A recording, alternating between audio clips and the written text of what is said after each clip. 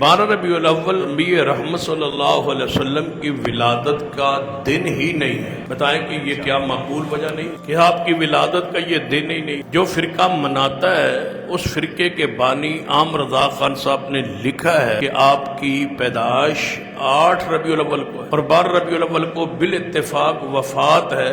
یہ انہوں نے اپنے فتاوی رضویہ میں لکھ دیا۔ اکثر مورخین کے نزدیک آپ کی پیدائش جو ہے وہ 9 ربیع الاول۔ جب آپ کی ولادت کا دن ہی نہ ہوا، اتفاق ہی نہ ہوا اس دن پر، تو پھر یہ دن منانا کیسے؟ جو کام رسول اللہ اور صحابہ نے نہ کیا ہو ہم اس کو نہ کرنا بھی سنت سمجھتے ہیں۔ اسے محدثین کی اصطلاح میں سنت ترکیہ کا یہ وقت تھا، صحابہ کو حضور کی آمد ولادت کی خوشی تھی لیکن اس انداز میں انہوں نے نہیں منایا۔ گویا نہ منانا کیا ہوا؟